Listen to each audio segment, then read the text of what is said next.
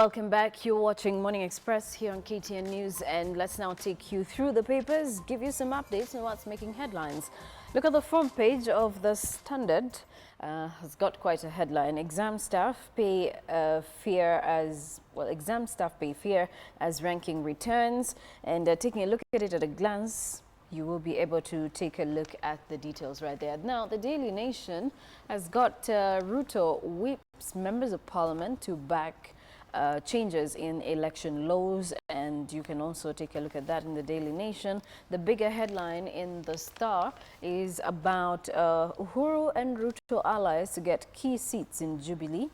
And the Business Daily, relief for borrowers as KCB, CFC banks capped cost of old loans. And you take a look at that as well and find out the details. But in studio now, we're joined by Dismas Mukua, who is going to help us understand these big, bold headlines. Good morning, and thank you for joining us. Good morning. On top of the world again? Yes. Oh, awesome. So the headline in the Standard, exam staff pay fear as ranking returns. And Kupet wants up to 1.3 million shillings for highest paid teacher in pay, and perks in proposals to the Teachers Service Commission.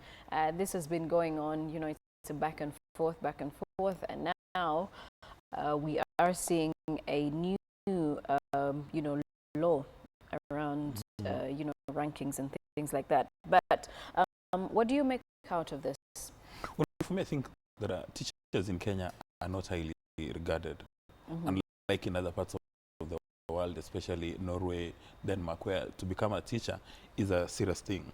You know, in say in Kenya or East Africa, to become a medical doctor or an engineer is what people aspire for. But in the Nordic countries, to become a teacher is a serious thing, and it's some sort of a calling, it's a profession.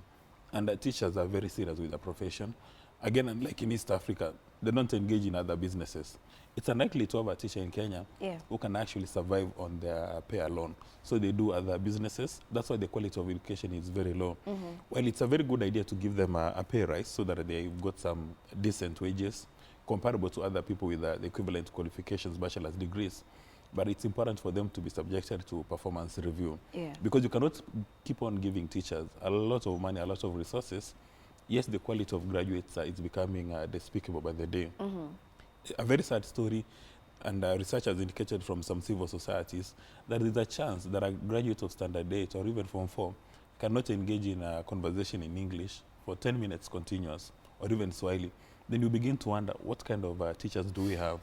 And I know, in as much as the members of the trade unions will make a lot of noise, we also need to increase the qualifications. Like, for instance, in the primary schools, people who tend to become primary school teachers are the ones who didn't do very well in high school. So I think maybe we need to relook our education system and ensure that if you're going to teach at a primary school, in fact, you've got a bachelor's degree, or even you've got a master's, so that we are able to mold our kids right from the word go. And I think that's something which should be also extended to the police service. It's really some sort of a comedy that we expect our Kenyan police to investigate very complicated cases around ICT, around land issues. But yet the entry qualifications to go to the Kiganjo Police Academy is not very solid. But going back to the education, one hopes that Dr. Matiang'i is going to midwife this process so that, again, we don't have interferences in our education system as we come to the end of the year. All right. Kinisu quits. Embattled anti-corruption agency chairman throws in the towel after National Assembly adopts a report calling on his removal. Well, he's, I think, one of them who has been in this office for the shortest period of time. And, you know, questions around whether or not this should be disbanded, the EACC should be disbanded, and, you know, we just forget about it because there's so much time spent in trying to find the next chair, and then so much more time spent trying to kick them out. So do we just let go of it, or do you think that maybe it is important with the new constitution that we have in place? You know, a good example around the EACC is when you go buy a second-hand car, which is in very bad condition. So 50% of the time is in a garage, and then 50% of the time you're either on your way to the garage or out of the garage. So the car doesn't serve any useful purpose. But going back to Kinisu, you know what Kinisu has done? When you look at his professional career, many people, many accountants in the entire world, or even auditors admire his profession, because rising to the top of PwC requires a lot of intellectual infrastructure, and he did a very good job at PwC. Yeah. And it's so sad that at the end of the day, at the sunset of his career, he's going home a tainted person. But when you look at his position objectively, I think he failed to, he was a bit naive. When you join a parastatal or a government agency like this, you need to spend about 6 months to understand the organization, how it works, before you can implement anything. But for him, even before his appointment letter, the ink could dry on the appointment letter, he quickly said, since I'm the chairman, I've been vetted, I'm going to vet all members of staff, even without going to the house and understanding how does it work. Yeah. And you know, there are all manner of accusations at the Anti-Corruption Commission. There are special interest groups, there are cartels controlling the operations. So the moment you say that my first port of call is to vet you with the intention of sending you home, then obviously the cartels will gang up and kick you home. And then number two, it was just an innocent failure to disclose that he had interest with Isaki. Yeah. And our MPs and our leadership in Kenya are just one funny lot. A very innocent gesture like this has sent him home. And it seems to me that Chapter 6 in Kenya only works for the Anti-Corruption Commission. It doesn't work in the National Assembly, it doesn't work with the governors, it doesn't work with the principal secretaries, cabinet secretaries. But really, it's unfortunate. But when again you look at the kind of human capital at the Anti-Corruption Commission, for them to be able to succeed, I think they should run away from retaining lawyers, because the Anti-Corruption Commission today is flooded with lawyers, and lawyers do not have the inherent skills of doing any investigations. So where should they pick on from when looking at all these commissioners and the staff that are employed at the EACC? Actually, having Kinisu as the head of the commission, as the chairman, was a very good idea, because he's an auditor, so he can go through the audit trail and he can establish where monies have been lost. And I think they should employ many more auditors, many more accountants, you know, forensic auditors, people who can actually look at a financial statement and understand. And then they prepare a very heavy dossier, a very heavy case, which then is given to the DPP. But this idea we have in Kenya, erroneously believing that lawyers are very solid, understand everything, that's how we have gotten into trouble. Right. Because the lawyers are supposed to go to court and do prosecutions or defend clients, not to investigate. That is supposed to be the work of auditors, or rather forensic auditors. All right. And there is another headline right there. Who will it be? Called to pick its flag bearer in January. The Coalition for Reforms and Democracy will pick its presidential candidate at a national delegates convention that is in January of 2017. But until then, code leaders Raila Odinga, Kalonzo Musyoka and Moses Wetangula are to popularize their respective parties. And there we go. I think there are questions being raised about who exactly is going to be the flag bearer for CORD, but do you think it's still going to go back to the same man? You know, there's a thin line between Raila Odinga, ODM, and CORD. Yes. So in as much as you want to have a convention somewhere, and you know, this kind of headline is meant to sort of contain the Jubilee convention coming up next week, because CORD fears that Jubilee is going to have all the media, all the attention, and so they say they're going to have delegates, which is really useless, because they're saying every presidential candidate will come with a certain number of delegates. So assuming you have Moses Wetangula, Kalonzo, and Raila, each coming up with 1,000 delegates, then what kind of election are you going to have? Because Raila will come with his loyalists, 1,000 guys. Right. Kalonzo will do the same. Wetangula will do the same. So there's not going to be any serious convention. I still think at the end of the day, they're just going to have a roundtable conversation with some clever man in a room and agree that among themselves, who stands the best chance of beating President Kenyatta. And maybe at some stage they'll probably need to incorporate Musalia Mudavadi, because people are beginning to say that Musalia Mudavadi candidature probably is the best bet to fight President Kenyatta. Again, they're giving very good reasons. That when you look at President Kenyatta and you look at, say, Musalia Mudavadi, Musalia's unique selling proposition is that he has never engaged in corruption. So if you're going to say that we need a president to fight corruption, we don't know yet. You can easily say that. Never engaged in corruption. I don't know if there are any studies that have been done or investigations that have been done. You know, and that's what we thought about Kinisu until something popped up. You know, but again, you know, looking at Kinisu, if Kinisu was doing business with, say, a private sector organization, this one wouldn't have caused trouble. Yeah. Because, well, in as much as when you're looking at what is being accused of, it's not really as if it's for lack of a better word, you wouldn't say really it's a heavy sin, because there are people serving today in the government, in the national government, county governments, and even MPs who have stolen huge amounts of money but they're still seated pretty in their positions. And maybe what we need to ask ourselves as a nation is this Chapter 6 really any relevant? And how come it only applies at the Anti-Corruption Commission? Because, you know, people keep on coming, as you indicated earlier on. You get to our office, before you can even start enjoying the benefits of your salary, people are ganging up and kicking you out. And where does the buck stop? Does it stop with the president? Or does it stop with the people who've been given the responsibilities? And like, for instance, when you look at the Auditor General, every year, it keeps on churning a heavy reports of, you know, resources which have been lost all over. But nothing seems to happen. It seems that in Kenya today, there's competition to steal.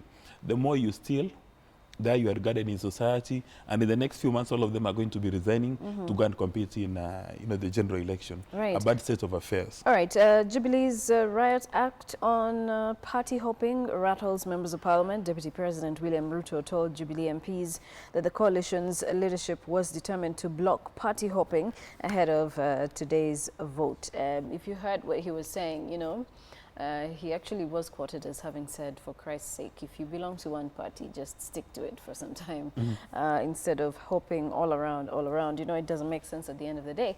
But then again, it reminds me of that member of parliament who said, for the 30 years that he has been in politics, you know, he has been in and out of parties, and that's the only way he has managed to survive. So, you know, there's an imbalance over there in thoughts as well on what exactly it is that is best for politicians. Are they better off, you know, hopping from one party to another, or are they better off sticking to one party and being in that party for quite some time? Well, maybe let's use America as a best practice. You have the Republicans and the Democrats. And the Democrats, There are people today who are unhappy with Donald Trump, and they'll say they don't like him. They don't trust in his ability to lead the nation. And for that reason, including Jeb Bush, they've said we are not going to vote. But they're not moving from the Republican Party to go to the Democrats, because the party stands for some ideals and they're happy with that. But the reason why people in Kenya do party hopping, essentially for two reasons. Number one, obviously, there's a greed for power. They'd like to be in the National Assembly or Senate, whatever it takes. But more important is that their political parties do not hold free and fair party primaries. And there are about 60 members in the National Assembly today who were denied parties initially. And because of party hopping, they're in the National Assembly. That's right. And this is one of the kind of regulations that I'll be very surprised if the members of the National Assembly pass this bill. Because if they pass this bill and it becomes law, then the probability of them ever going back to Parliament is almost zero. Because at the end of the day, what will happen is President Kenyatta and Ruto can easily draw up a list of their friends. And the dual indicated it yesterday that they don't want to see people's girlfriends and boyfriends going to the National Assembly. Because the nominations will never, ever be free and fair. That's right. So it will be up to the party leaders to determine. It will be up to Raila to determine who's going to the National Assembly. And there are very many good examples. Like, for instance, Hassan Omar initially wanted to be the senator for Mombasa using ODM, but Raila Odinga, for some reason, did not give him the ticket. He jumped to Wiper, he won, he's now in the Senate, and he's such a brilliant person. And another, on the extreme side, there's a fellow called Jared Okello, who said to have won the ODM primaries, but he was not given the ticket. He's got a case still pending at the Supreme Court. So then, how do you want to take care of these people who've been kicked out, not because of a fault of their own, but because of the failure to do a free and fair, you know, party primary? So for me, I think really, the buck stops with the party leadership. If they can promise the nation that the party primaries are going to be free and fair, then there'll be emotional support to stop party hopping. But if they just want to engage in some manner of just dishing tickets as they desire, then nobody will support them. All right, and for more, remember you can grab yourself a copy of The Standard and read out the bigger headlines in The Standard. Let's take a look at The Nation. And the front page, Ruto whips MPs to back changes in election laws. That's similar to what was on the front page of The Standard as well, or the biggest story, one of the biggest stories. Besieged graft boss Kinisu finally quits. And also, ban on school exams results ranking has been lifted. You can take a look at the fuller details right there. But there's also another headline in The Nation, and it's a 6,000 shillings a plate ODM anniversary dinner. The event part of Raila's groundwork ahead of his presidential campaign next year. He checked that on page 5. Let's take a look at that story. ODM has planned what has been billed as an exclusive dinner for some of its loyal supporters to celebrate the party's 10th anniversary. That's going to be tomorrow. The 6,000 a plate dinner, I don't know why they're making a big deal out of this one. The 6,000 a plate dinner is part of plans by ODM leader Raila Odinga to relaunch his presidential campaign and popularize the party ahead of the convention in January, I suppose. And you're celebrating the 10th anniversary, and we thought this would be an interesting opportunity for our party and members. And it's happening tomorrow. And I guess it's happening a few days before Jubilee can have their convention as well. But what do you make out of this dinner that is coming up tomorrow? Well, for me, I think this is a very cheap dinner. I mean, 6,000 bob only. You're celebrating 10 years. Given the fact that their competition, Jubilee, is going to be spending 2 billion to launch their political party. When you look at the comparison, it's really cheap. But I think this is probably a transparent way of raising resources. Because probably at Laiko, maybe a normal dinner would be maybe 2,000 bob. So they'll be making, for lack of a better word, a profit of 4,000 per person who comes in, which really is a bit of little money. They should have made this dinner 100,000 so that they can raise some money to promote our democracy in Kenya. Because what will 4,000? A 4,000 contribution from a party loyalist is nothing to write home about. Well, it's not even pocket change. All right, members of parliament, Samuel Wario of Rio fiasco. A parliamentary committee has summoned Sports Cabinet Secretary Hassan Wario to answer questions surrounding the mismanagement of the Rio Olympics athletes team, which honored the country with impressive medal haul. The chairman of the Labour and Social Welfare Committee, David Were, who led a delegation of 11 members, including MPs and parliamentary staff, said Wario was expected to appear before the committee on Tuesday to answer questions on the alleged role of the ministry in the Rio Olympics saga. Well, he's come under so much pressure, and some people are actually calling for him to step aside. But then again, is that even the way to go? If everybody steps aside, who is going to lead this country? Well, I think really one would imagine that Dr. Wari is actually doing the right job by trying to sanitize the federations. Because the federations in Kenya are really run like special interest groups, cartels. One fails to understand how you can hold office for 20 years, for 30 years. Because some of the officials running these federations, we started hearing of them when we were little kids. And still we are now mature, we qualify to do so many things, and they're still in office. And you cannot get into this position unless you are part of the cartel. And I think that should be the president's biggest challenge. And he says that we need to break down these cartels. You remember Justice Mutunga said that Kenya is actually a cartel economy. It's a bandit economy. Because these are the federations which are recognized by the international bodies. But again, that's on the first level. On the second level, for the members of the National Assembly, the parliamentary committee responsible to someone, Dr. Wario, it looks like, again, it's going to be some sort of comedy. It's the same members of this committee who were in Rio who partook of those fat allowances. So you begin to wonder, when they're going to have a conversation with Wario, are they going to engage in anything objective? Because all of them are part of this mess. They were with Wario in Rio. They saw everything happening A to Z. They've been around for a long time. They know how the federations work. And all the reports, all the committee work done by these the relevant parliamentary committees, the result effect is zero. Because after every Olympic or international meeting, there's been a probe. And the recommendations are made on what's supposed to happen to the officials. But as soon as they make the recommendations, they go have a cup of tea and they forget everything about the recommendations. Some of the people who led our teams to the Rio had been barred from holding these positions. Some of them were even appointed to these probe committees. So you begin to wonder as a nation, are we really serious about sports? Why do we keep on recycling leadership that has actually demonstrated incompetence and they don't even care about the nation Kenya? Because you can imagine, with all this kind of mischief, we were able to win 6 gold medals. One can again go the extra mile and ask ourselves, if our team was properly managed, probably would have come up with maybe even 50 medals. But with all this kind of mischief, the sportsmen were able to go the extra mile and come with about, I think, 18 medals.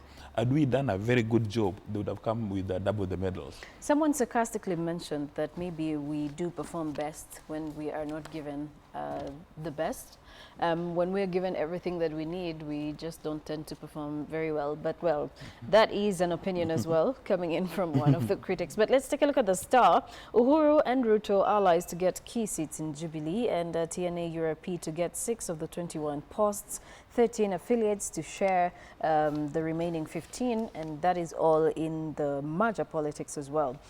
Something of interest to these parties. And also you can take a look at the fuller details on page 4 of today's Star. And also Raila Odinga must be quad candidate according to ODM leaders. There you go. And it actually almost doesn't make sense that now they're going to have put out you know, flag bearer by January when we're already seeing people pointing towards Raila Odinga. Now, two things come to play.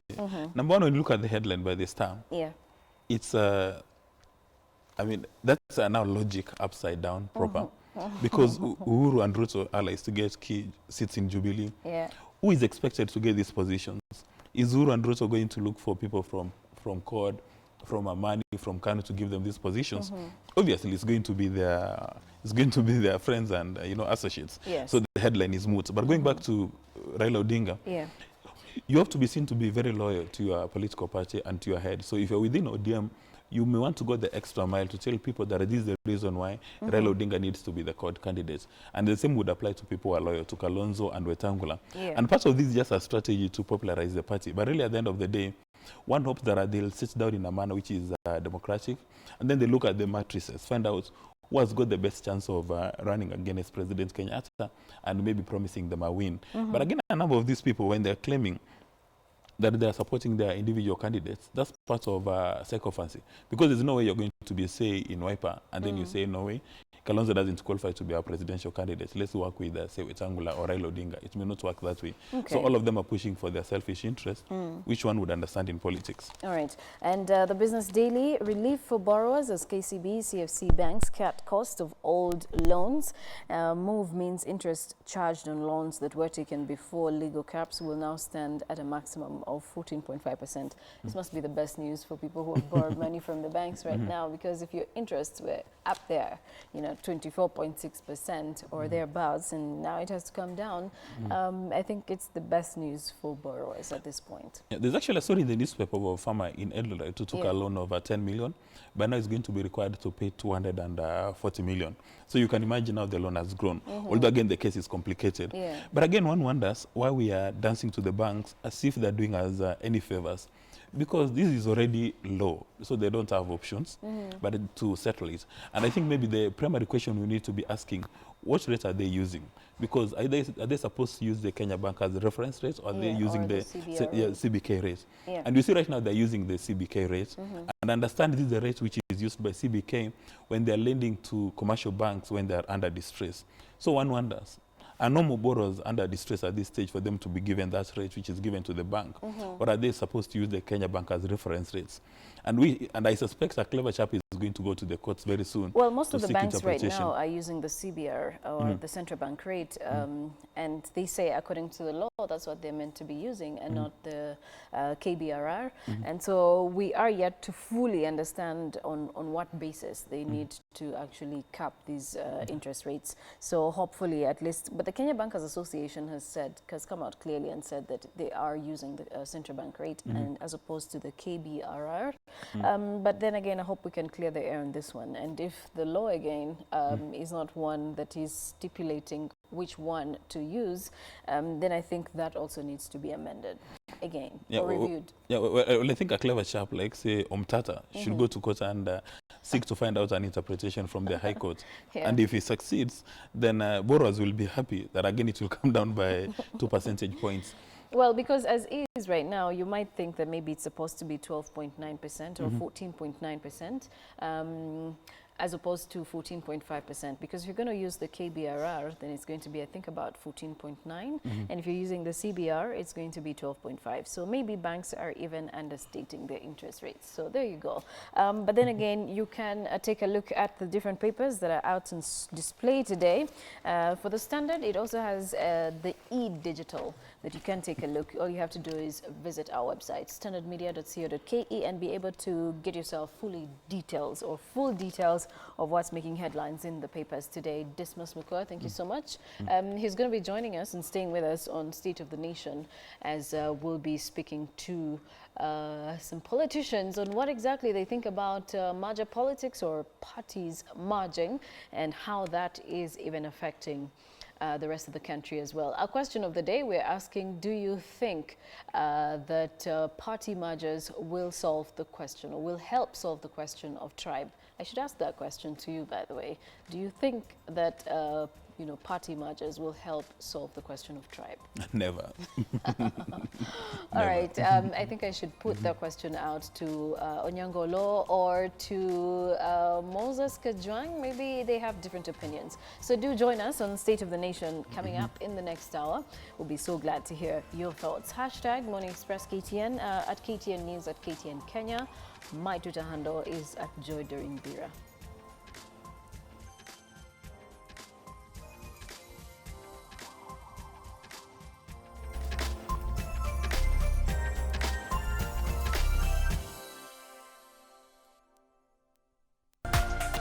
This is KTN News.